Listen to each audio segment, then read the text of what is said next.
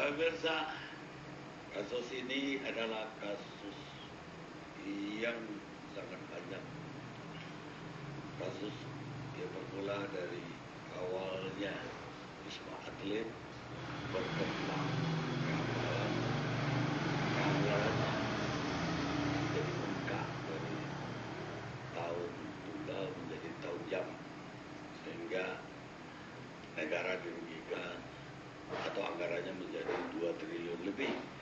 Yang kemudian hasilnya Hambalang itu sendiri ambrol, roboh karena tanahnya tidak layak untuk dibikin di sana pusat olahraga. Karena itu hari ini saya kepingin mendapat dari ICW Ahmad Eslangku.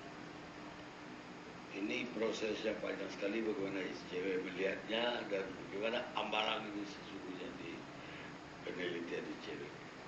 Iya, sebenarnya tadi yang udah Bang Karli katakan ya, bahwa ini merupakan proses yang berantai, yang diawali dari tertangkap tangannya Wafid Muhara, Rosa, kemudian dari Idris, yang kemudian dari situ menceritakan banyak hal, bahkan menjerat Nazarudin.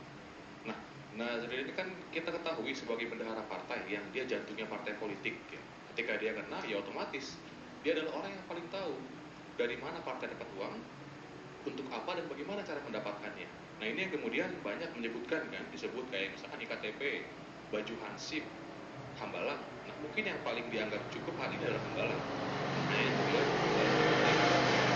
kalau soal proses sudah banyak hal yang kemudian diceritakan dalam pemberitaan. Bahkan kalau mau lebih detail juga dalam dakwaan Deddy Koesnandar, itu banyak hal yang menarik menurut saya. Di situ juga bicara soal bagaimana secara teknis sebetulnya proyek Hambalang ini diawali dengan ijon. Jadi ada uang yang dibayarkan untuk memuluskan proyek, baru dari situ kemudian uang-uang ini yang sudah didapatkan dikembalikan. Nah, kalau dalam dakwaan Deddy Koesnandar, konstruksi yang coba dibangun adalah ada uang yang dibayarkan untuk memuluskan. Beberapa diantaranya misalnya disebutkan untuk ngurus tanah, misalnya BPN, kepala BPN itu terima 3 miliar dalam dakwaan. Kemudian juga ada ngurus soal di PU misalnya, itu disebut juga namanya siapa yang mengurus, kemudian ada uang 135 juta untuk mengurus itu. Nah, lagi-lagi ini semua lagi lagi diuji dalam persidangan. Jadi mungkin lebih detail dengan kuasa hukum dari Deddy Koesnandar. Tetapi yang menarik adalah ada uang yang masuk atas nama Anas Urbaningrum. Ini yang kemudian dicatat dalam dakwaan, itu yang kemudian nilainya 500 juta, dan totalnya 2 miliar 10 juta. Kalau dalam dakwaan mungkin ada salah penulisan yang kemudian sudah dikonfirmasi kata jaksa. Nah, ini yang kemudian bahasanya adalah digunakan untuk kongres, dan kalau saya baca ulang ada keperluan kongres. Nah, ini yang kemudian soal potensi bagaimana bisa nggak ini menyeret korporasi sebagai tersangka korupsi, karena ini sudah kelihatan kalau untuk kemenangannya dalam dakwaan disebutkan ya, tetapi juga dan keperluan, kalau di dalam dakwaan dan keperluan. Nah, dan keperluan ini kan berarti bisa dimaknai bahwa ada korporasi yang dalam hal ini partai politik menggunakan uang hasil korupsi untuk proses. Nah, ini yang menurut saya masih menunggu pengujian di persidangan. Kalau betul itu digunakan, artinya kan partai menggunakan uang dari hasil kejahatan. Nah, ini posisi korporasi ini ke depan akan jadi hal yang menarik untuk diperbincangkan.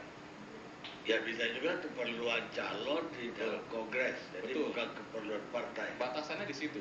Kalau nanti dalam persidangan teruji, ternyata memang uang itu hanya keperluan buat orang sendiri, maka pada detik itu korporasi tidak bisa dijerat.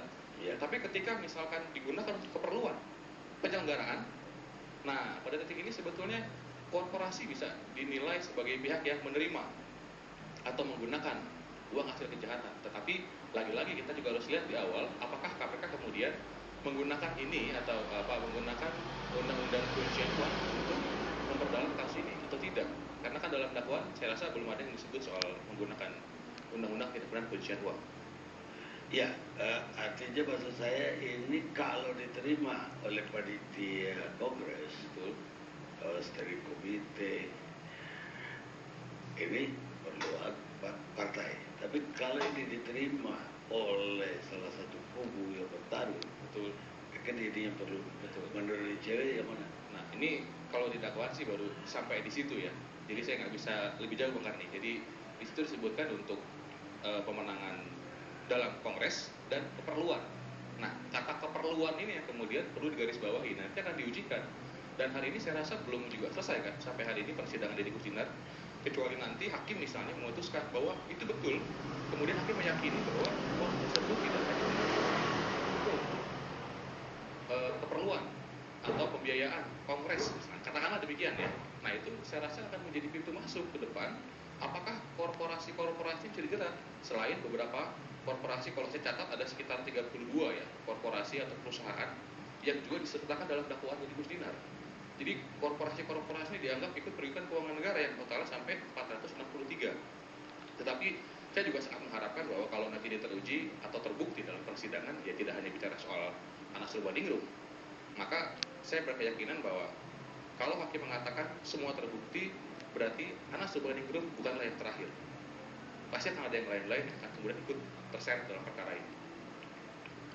Baik, bagaimana dengan pengacara Deddy Koesnandar?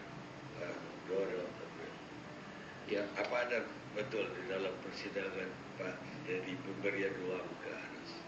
Ya, begini Bang Karni, dalam persidangan memang ada pengakuan adanya aliran ke Anas, dan pengakuan itu diberikan oleh Taufikur Rahman ya. Beliau adalah pemasaran dari PT Adikarya.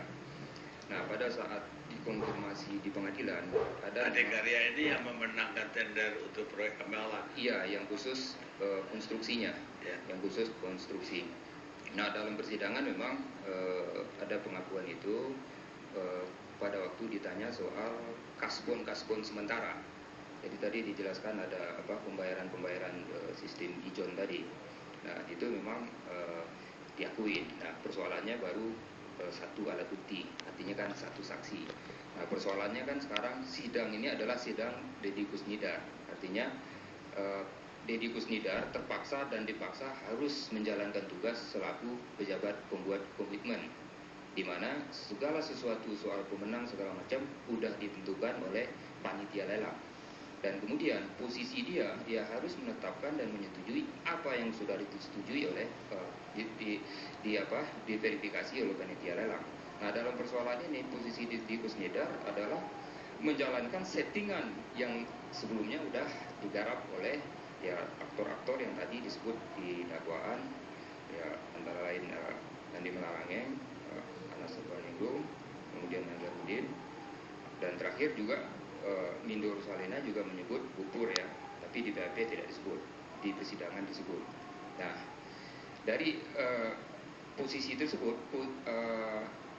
Deddy Koesnandar adalah dalam posisi yang jabatannya paling hierarkisnya paling rendah, di bawah Wabid Maharang, Sesmenpora, dan kemudian di atasnya adalah menteri. Dan kalaupun Deddy Koesnandar ikut dalam pertemuan-pertemuan, tidak lebih diajak atau disuruh ikuti pertemuan itu. Nah, kaitan dengan Anas memang disebut ada 2 kali dalam dakwaan juga dalam persidangan terkait dengan adanya yang terus persoalan mengenai Anas, kenapa proyek ini nggak jalan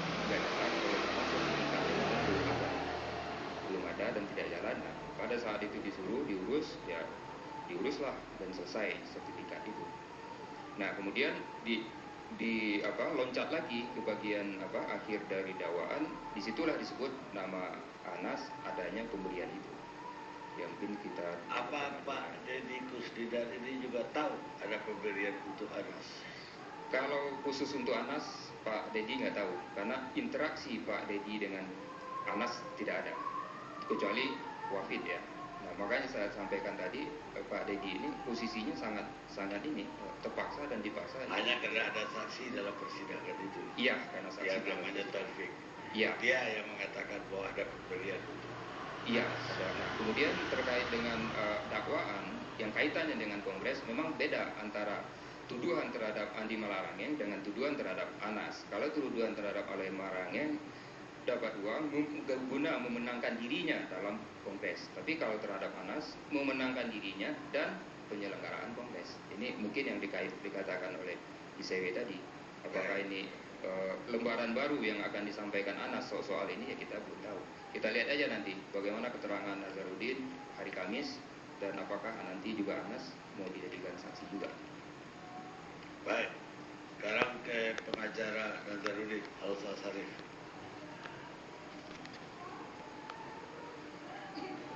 Gimana? Ini kayaknya apa yang diturunkan Nazar ketemu lagi. Anda melihatnya gimana nih proses?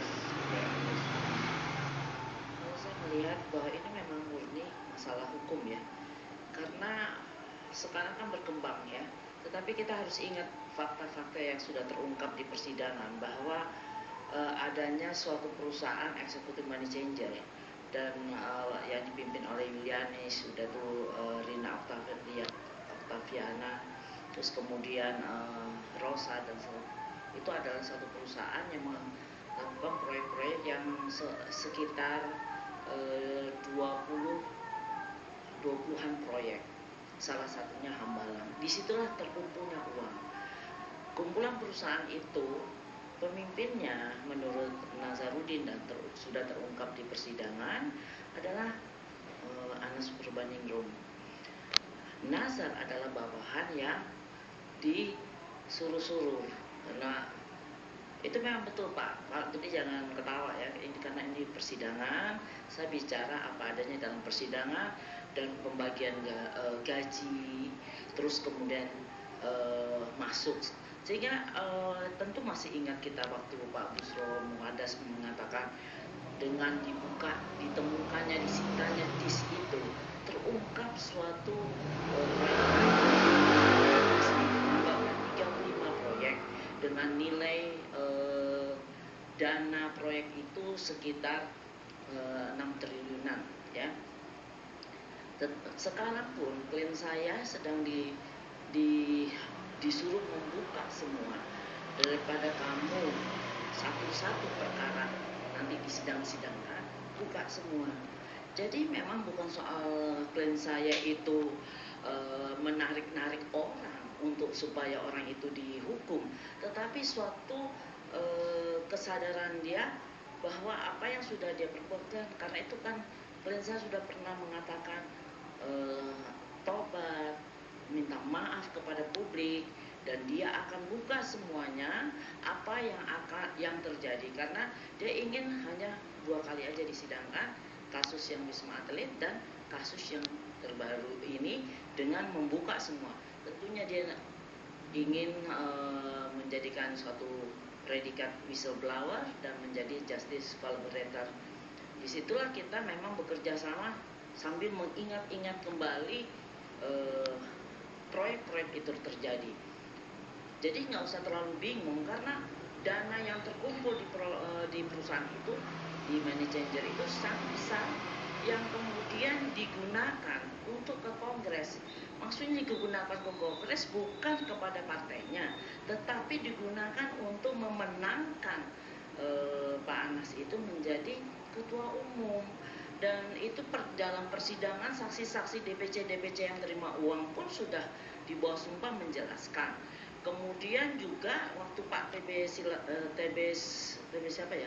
Silalahi pun juga sudah memeriksa. Jadi belakangan, tapi di dalam persidangan itu sudah. Jadi menurut Nazar itu uang yang ke kongres itu sepengetahuan Anas? Iya, memang sekarang kan ada suatu perusahaan, ya, suatu perusahaan.